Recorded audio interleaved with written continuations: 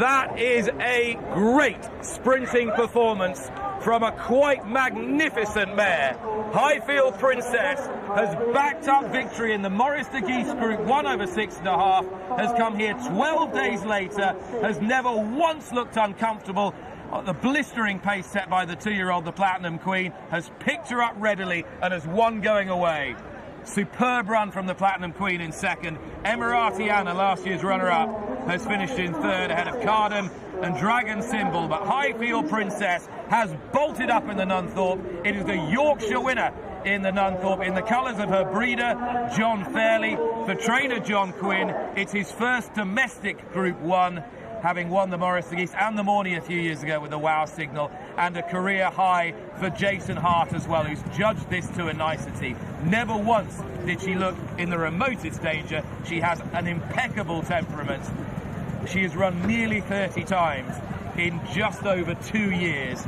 She is hard as nails, and she's a real champion to boot, Mark Howard. Yeah, brilliant performance, and a career high for Jason Hart. I think a career high for John Quinn as well. He's done a fantastic job. Just over a year ago, this filly was winning a 7-film handicap at Royal Ascot. Won a Duke of York, a Group 2 over 6, won a Prix Maurice de Guice over 6.5, drops back to 5 for only the second time, and she's beaten some high-class sprinters. 57.18 is the final time for Highfield Princess. What a mare she is.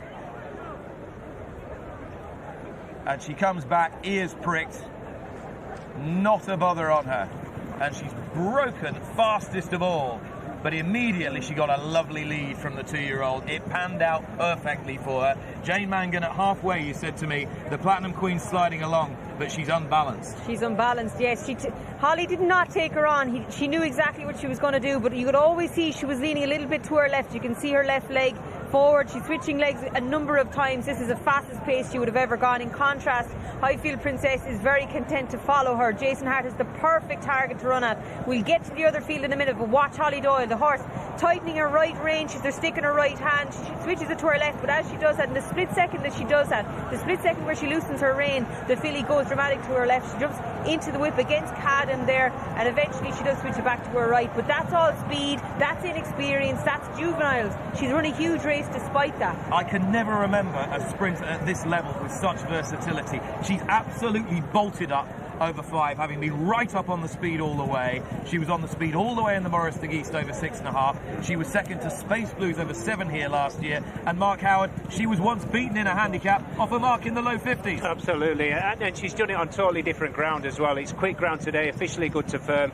The win at Deauville last time out was on good to soft. She's really shown a versatility, trip-wise, ground-wise. She just keeps on improving. First win off a mark of 58 just under 2 years ago. There is nothing this mare cannot do.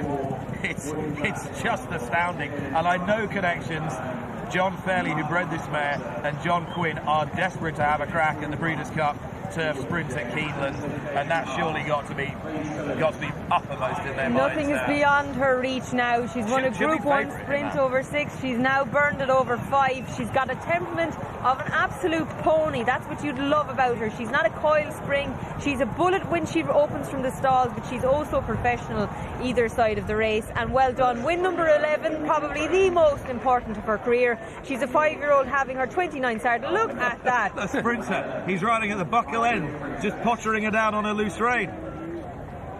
Unreal. 1 in a million. 1 in a million. Unreal. It's a fairy story for the owner breeder, John Fairley, who was chairman of Yorkshire Television for years and a big part of Channel 4 racing when it was at its first 2 decades.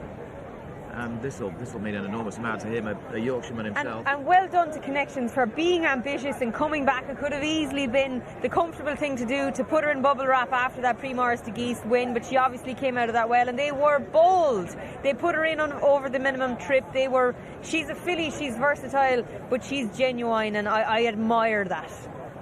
Another success for a filly or mare in this race. The record is pretty startling now. Yeah, and also for the North as well. You mentioned before, I think that's the North's 5th win in the last 8 years as well. Mecca's Angel, last 5-year-old mare to win this, and Highfield Princess. But it'll be interesting to see connections after how difficult a decision. Yes, you're coming to York, you're coming for a Group 1, but it was a quick turnaround, and the bold decision, as Jane said, has paid off handsomely. And the way she takes her racing, they're going to be tempted, I would have thought, to have a dart at the Haydock race as well. En route, where if the ground's decent. Well, ground doesn't seem to matter. We know that now, don't we? Good, quick ground today. She doesn't mind a bit of digging the ground as well.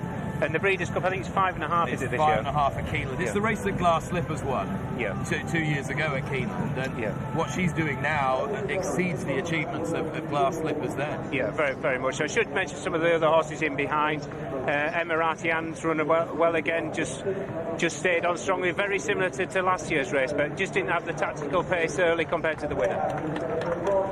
She's going to get quite the reception as she comes back in here in the hands of her owner, Jason Hart. A key moment in his career as well, but I admire her. Can't stop looking at her temperament. She is oh so cool. And either side of the mare there, John Fairley, the Panama hat, and Jingri, who's been a huge part of John Quinn's setup now for over 20 years. And he had a weekend off. Sean Quinn was telling me that the weekend she went to Deauville for the Maurice de Geest, it was supposed to be his weekend off, but he said, I won't be taking the time off, I'm coming to Deauville to see her win a Group 1. But this is a huge win for John Quinn, isn't it? Local track as well. And Jason Hart, who's come a long way in the last 2 or 3 seasons, brought up riding some of those sprinters to the likes of Eric Alston, a great association with the Quinns now. Highfield Princess, the homebred, home-trained winner of Yorkshire's premier sprint race, the Coolmore Nunthorpe Stakes. Temperament to die for, speed to burn, heart of a lion. She's quite brilliant.